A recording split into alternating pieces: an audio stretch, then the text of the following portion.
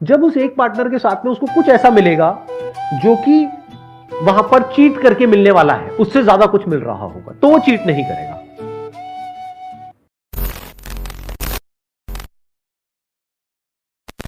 I just wanted to ask, जिस तरह से आप सोसाइटी बता रहे हो, it's inclining toward a little dystopian society.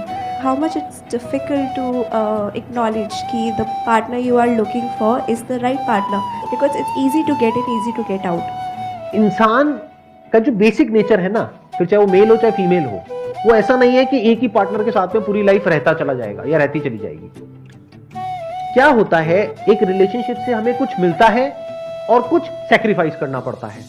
जब तक ये इक्वेशन जो मिल रहा है उसके फेवर में है, तब तक हम कुछ सैक्रिफाइस करने के लिए तैयार होते हैं। क्या सैक्रिफाइस करने के लिए तैयार होते हैं? जो हमारे बेसिक डिजायर्स है, बेसिक अर्जेस है, बेसिक नीड्स है। ये मत समझना कि अगर आपकी किसी से शादी हो गई, या पहले के जमाने में भी अगर किसी की, आपके पेरेंट्स की कहीं किसी से आपस में शादी हो गई, तो कभी उनके मन में ये थॉट्स ही नहीं आए, या वो कभी किसी की तरफ अट्रैक्ट ही नहीं हुए।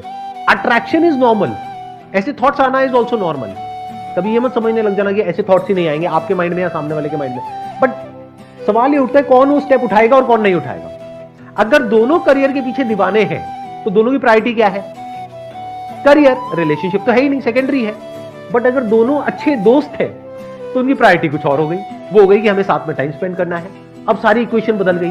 अब इस रिलेशनशिप में जो दोनों पार्टनर्स हैं, वो अपनी जो अर्जेस हैं, औरों की तरफ जो वो अट्रैक्ट हो रहे हैं, उसको सैक्रिफाइस करने के लिए तैयार हो जाएंगे। और साथ में क्योंकि दोनों को कुछ ऐसा मिल रहा है विच इज प्राइसलेस, तो उसके लिए वो कितना भी बड़ा सैक्रिफाइस देने के लिए तैयार हो जाएंगे। आप समझ रहे हो? मतलब it is basically an equation.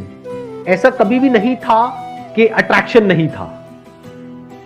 इसका प्रूफ यह है कि पहले के जमाने में, आज से 100 साल 500 साल पीछे आप चले जाओ, कुछ राजा महाराजा होते थे, उनकी 100 बीवियां होती थी। और ऐसे कुछ कंट्रीज आज भी हैं जहां पे कुछ फीमेल्स हैं, उनके इतने हस्बैंड्स होते हैं, मल्टीपल हस्बैंड्स होते हैं। तो दोनों ही तरफ है अर्जिस। तो ये मत समझना कि आज कुछ अलग हो रहा है। जैसे आप जानवरों को देखेंगे तो बायोलॉजिकली हम में और बंदरों में ज्यादा फर्क नहीं है। तो क्या बंदर एक ही पार्टनर के साथ रहते हैं पूरी लाइफ? नहीं रहते। तो इंसान कैसे रहेगा?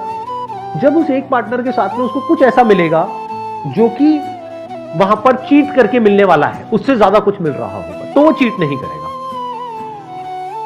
इंसान जो कंट्रोल होता है ना, वो होता है प्लेजर और पेन से। अब प्लेजर क्या है? एक है इंस्टेंट प्लेजर। इंस्टेंट प्लेजर में क्या है? एक्साइटमेंट है, रश है, थ्रिल है, कुछ नयापन है, नशा है।